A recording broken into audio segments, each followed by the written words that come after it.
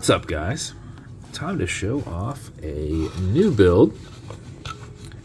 Think you will like it. I think it came out freaking phenomenal. We have, I don't know if you'd call this like opal abalone style dial. I'm not really sure because it kind of gives that, obviously it has the abalone effect, but the color of the dial, I don't know, is it white? Is it an opal? Is that kind of just the same thing there as the effect that gives on white? But came out pretty awesome. Your small Kraken there at 7 o'clock or 8 o'clock. We just kind of put it down in that quadrant there. 090 matte case. I did a white cerakoted aggressive shark tooth bezel, and then a ghosted silver and white insert.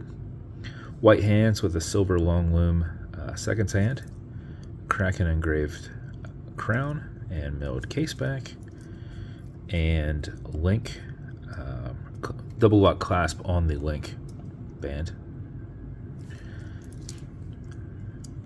And that is the build. It came out pretty awesome.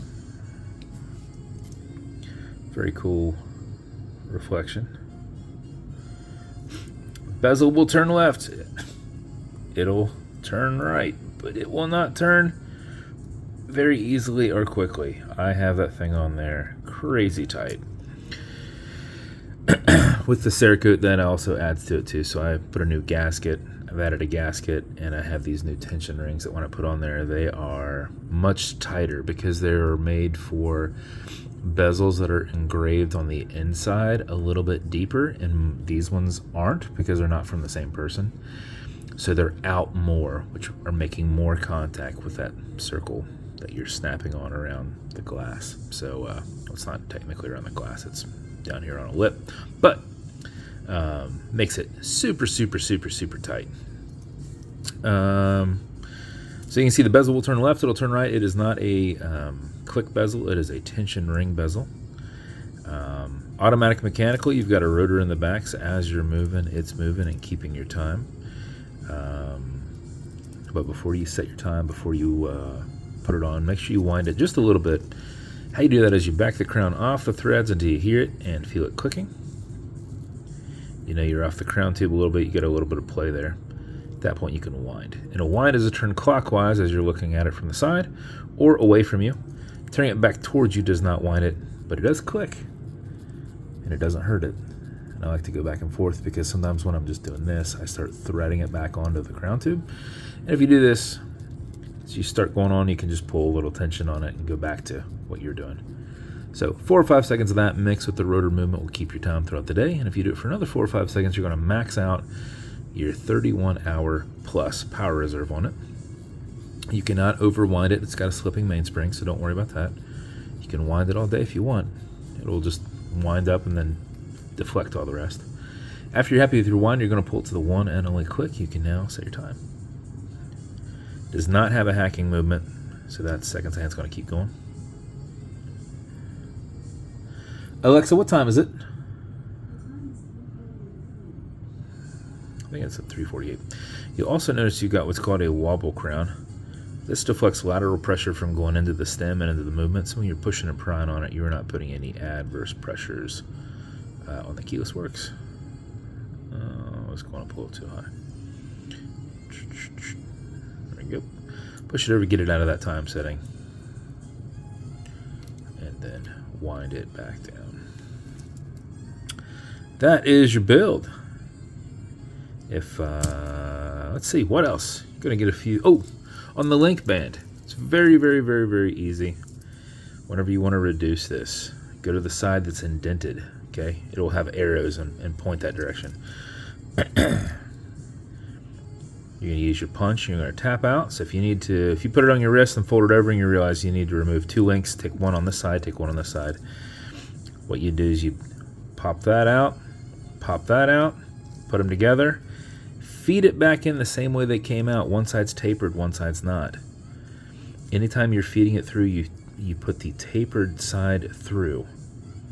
It's like folded over on itself. So if you picture a piece of metal and they just folded it over on itself, kind of like a cotter pin, how a cotter pin will look without the loop on it. I guess the cotter pin's the other direction. So reverse cotter pin, where the loop is. If you took the loop and you smashed it out, okay, that's the side you feed through. And as you're tapping it back in, it will become flush. The side that's folded over on itself, where they're coming together, where it's two pieces, that is what looks like the little line. Okay, so it looks kind of like, oh, it's a flathead. That's actually not flathead at all. Okay, so you'll tap it back down. They're not as long as the width of the link, so it then stops and gives you that recessed little area again for you to tap it out. So it's on one side here, and it's on one side. It's the opposite side. Here's where you tap. There's where you indent. I'm sorry, this is where you tap. No indent. Flip it over. So you also have a micro adjustment here on your double lock clasp. You can use your little punch and just walk this thing over. It's a little compression. So push it down and then kind of walk the side over, flip it over, push this side down, walk it over to the next one, let it spring back up into that hole. And then I believe you can get a half link adjustment going from here all the way up to the next one, or to the furthest one. I think that's the measurement. I'm not 100% on that part. But this will come with a few things. It's going to come with a Kraken engraved slider box with Atlas pillow inside. It's going to come with watch cleaner. It's as good on all glass and metal, which is this watch as a whole. So it is non-streaking, non-toxic, non-residue, and will come also with a microfiber. So get anything on the watch, that's all you got to do. Now if you would scratch this, use the green side of a Scotch-Brite and do single passes. Brush it in. Don't go back and forth. You get lines that are not straight. Do single brush passes. And you're basically brushing it in. And